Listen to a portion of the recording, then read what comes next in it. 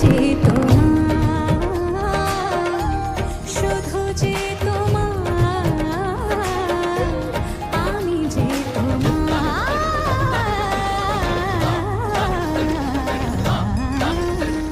नमस्कार, मैं हूं सुमित। एनडीटीवी में आपका बहुत बहुत स्वागत है। आज हमारे साथ में है बॉलीवुड एक्ट्रेस विद्या बालन। आप इनको भूल भुलैया की मंजुलिका भी कह सकते हैं। वो आज हमारे साथ में हैं। चलिए आपको उनसे मिलवाते हैं। आज ये हमसे भूल भुलैया 3 को लेकर काफी चर्चा करने वाली हैं। विद्या, हमसे जुड़ने के लिए बहुत बहुत शुक्रिया आपका। Thank you Sumit. विद्या, सबसे पहले मैं शुरुआत मैंने सोच रखा था ये क्वेश्चन आपसे मैं जरूर पूछूंगा कि आपके फिटनेस का राज क्या है, क्या कर रही हैं आजकल आप? मंजुलिका कुछ तंत्र मंत्र तो नहीं कर रही? बिल्कुल नहीं। बट मैंने एक नया डाइट शुरू किया है इस साल, जो बहुत ही फायदेमंद रहा है। बिकॉज कुछ मेरे हेल्थ इश्यूज हैं, वो उसको सुधारने में उस डाइट ने हेल्प किया है। और उसका एक बहुत अच्छा बाय प्रोडक्ट है कि वजन भी घट गया है। पर आई थिंक हम काफी बार हमें लगता है कि अगर कोई किसी का वजन बढ़ रहा है तो फिर वो शायद ज्यादा खा रहे हैं या एक्सरसाइज नहीं कर रहे। हर बार ये बात सही नहीं होती। जैसे एग्जैक्टली। मैं बहुत सालों से, हाँ, और कुछ और इश्यू होता है तो वो इश्यू पकड़ में आना बहुत जरूरी होता है। और मेरे साथ वो अब हाल ही में हुआ है। अमूरा हेल्थ करके एक न्यूट्रिशनल ग्रुप है चेन्नई में, जिनके साथ जिनके साथ मैं कंसल्ट कर रही हूँ। और उनका ये जो एलिमिनेशन ऑफ इन्फ्लेमेशन डाइट है, ये बहुत फायदेमंद रहा है। It is a long process for me, because मेरा प्रॉब्लम काफी सालों से चलता आ रहा है। पर वजन वजन ऐसे घट गया मेरा। और मैं कितने सालों से कोशिश कर रही थी, पर वजन मैंने वजन घटाने के लिए ये प्रोग्राम शुरू नहीं किया था। इंटरेस्टिंग बात ये है, मैं सालों से एक्सरसाइज करती आ रही हूँ, डाइट करती आ रही हूँ, और कुछ मुझे रिजल्ट्स कभी दिखे ही नहीं। पर जब मैंने तय किया कि मैं ये सब छोड़ रही हूँ, बस हेल्थ पे फोकस कर रही हूँ, तब वजन घट गया। अब विद्या जी, आप काफी मतलब शानदार लग रही हैं। चलो अब आपकी फिल्म की तरफ मैं आता हूं। जब आपको फाइनली कॉल आया कि आपका जो आपको माधुरी दीक्षित जी के साथ कास्ट किया गया है, तो उस टाइम आपका कैसा रिएक्शन था? क्योंकि मैंने एक आर्टिकल में पढ़ा है कि आप माधुरी जी को हमेशा से फॉलो करती आई हैं, बचपन से आपकी आप फैन है उनकी। कितनी सत्य है इस बात हाँ में? हाँ, बिल्कुल फैन हूँ उनकी। मैंने जब एक दो तीन देखी, तब मुझे लगा कि मुझे एक्टर बनना चाहिए। तब वो भूत सवार हुआ, और फिर एक भूतिया फिल्म में हमने अब साथ में काम किया है। पर मैं भूल भुलैया 3 कर रही थी, तब पता नहीं था कि माधुरी जी भी आएंगी, फिल्म ज्वाइन करेंगी। फिर जब उन्होंने हामी भरी, तो मुझे लगा कि ये लोग कहेंगे आपको साथ में डांस करना है। मैं डर रही थी, क्योंकि माधुरी दीक्षित के साथ डांस करना कोई छोटी बात है क्या।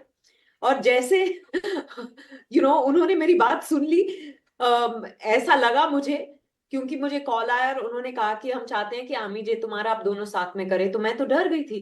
मैंने कहा मुझे रिहर्सल का वक्त दो। पर उस दौरान मैं दो और दो प्यार के प्रमोशंस में लगी हुई थी।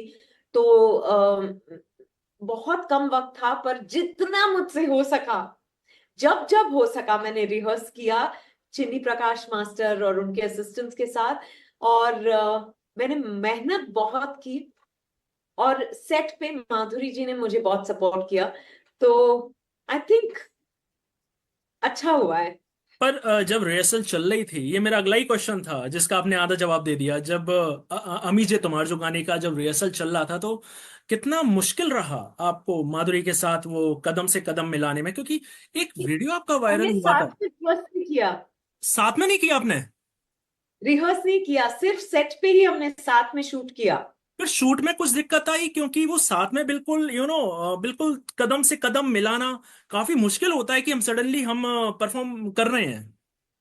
नहीं, वो क्या है कि ये असिस्टेंट जो थी चिन्नी मास्टर की, वो माधुरी जी का डांस करती थी।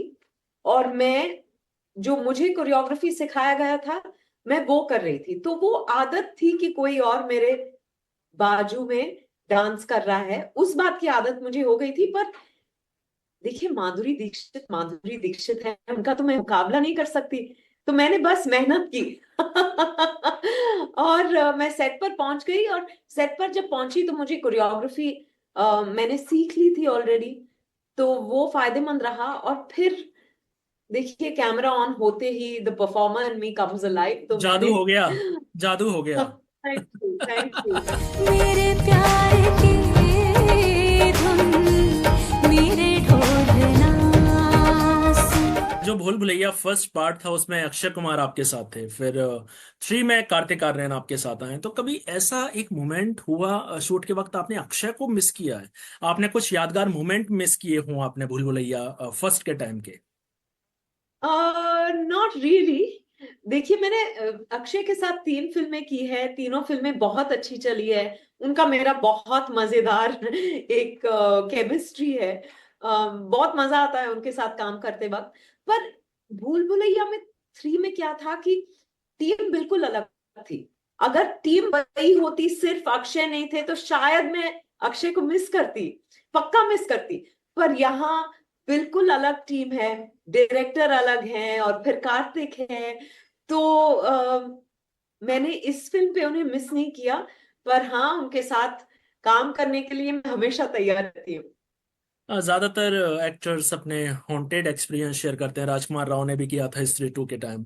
तो ऐसा कुछ हुआ कि मंजुलिका को सच में ही कुछ मंजुलिका मिल गई हो, नहीं तो कोई भूत मिल गया हो? ऐसा हुआ सेट अभी पर? तक अभी तक तो नहीं हुआ है, और मैं आती हूँ कि कभी ना हो। अच्छा। मैं दुआ करती हूँ कि कभी ना हो। इस फिल्म की शूटिंग ज्यादातर ओरछा में हुई है, तो ओरछा के कुछ आपका कैसा क्या एक्सपीरियंस रहा? क्योंकि आप ग्वालियर ग्वालियर आए थे, ग्वालियर से फिर आप ओरछा गए थे बाय रोड, और क्या काफी लंबा खूबसूरत समय। जगह है। जी। हाँ, कितनी खूबसूरत जगह है और कितनी साफ जगह है। बुंदेलखंड, जी। पूरे बेल्ट की मैं बात करूं तो मैं तो चौंक गई थी कि इस हद तक सफाई का लोग ध्यान रखते हैं वहां। मुझे बड़ा अच्छा लगा, बहुत खूबसूरत जगह है। अम, नेत्रिक, अम, ने, जो नेचुरल खूबसूरती है वहां है। और मेरी शूटिंग वहां ज्यादा नहीं हुई, यहाँ सेट पे हुई बॉम्बे में। पर मैं कुछ दिनों के लिए गई हुई थी, तब गर्मी बहुत थी। तो हम घूमने नहीं जा पाए थे, जुलाई का क्योंकि टाइम शूट था, होते ही हमें जुलाई का वापस टाइम था, मुझे भी वापस याद है हाँ, वो। हाँ, हाँ। जी। Exactly, exactly. तो विद्या जी, आप खासकर उन लड़कियों को आप क्या सलाह देना चाहेंगी जो विद्या बालन को फॉलो करती हैं, और जो स्पेशली एक आउट ऑफ द बॉलीवुड से हैं, छोटे शहरों से हैं, और वो एक्ट्रेस बनना चाहती हैं? उनको आपकी क्या सलाह है? मैं यही कहूंगी कि अ, कि आप जैसी हैं, अच्छी हैं। अपने आप पे विश्वास होना सबसे ज्यादा जरूरी है। और अगर आत्मविश्वास हो तो कुछ भी नामुमकिन नहीं है इस दुनिया में। तो बस आगे बढ़ते रहिए। अब विद्या जी, एक जाते जाते आखिरी सवाल मेरा आपसे। आपकी फिल्म के साथ सिंघम अगेन भी रिलीज हुई है, हालांकि भूल भुलैया भी काफी अच्छा परफॉर्मेंस इसका चल रहा है, 100 करोड़ से ऊपर का इसका इसने आंकड़ा इसका पार हो गया है। आखिरी आंकड़ा कहां तक पहुंचेगा? सिंघम अगेन को ये पछाड़ पाएगी आने वाले दिनों में? मैं सिर्फ भूल भुलैया के बारे में सोच रही हूँ। मैं अपनी पूरी एनर्जी भूल भुलैया 3 में लगा रही हूँ। मैं देखिए, 2 फिल्में रिलीज हुई है, दोनों बहुत अच्छा बिजनेस कर रही है, बहुत अच्छी बात है ना। पर मैं और कुछ कभी एक दिन कम करेगी, कुछ ज्यादा करेगी, ये सब, इन सब चीजों में मैं नहीं पड़ती। जी। बस मैं उम्मीद कर रही हूँ कि लोग ये भूल भुलैया 3 देखने बार बार थिएटर में आए। जी। विद्या जी, और ये ऐसा ही हो रहा है। ऐसा ही हो रहा है। विद्या जी, भूल भुलैया 4 कब आ रही है? कुछ अनीस जी से कुछ बात हुई आपकी? हालांकि मैंने नहीं, अभी अनीस जी और भूषण का आप मैंने पूछिएगा। मेरा इंटरव्यू मैंने लिया था उनका, उन्होंने बोला जल्दी वो काम शुरू करेंगे, आई थिंक 1 साल बाद। तो हम ये माने कि मुझे लेकर दोबारा शी इज कमिंग इन भूल भुलैया 4? साल तो आपको उनसे पूछना पड़ेगा। जी बिल्कुल, मैं उससे पूछ लूंगा। विद्या जी, हमसे जुड़ने के लिए बहुत बहुत धन्यवाद आपका। Thank you Sumit. Thank you.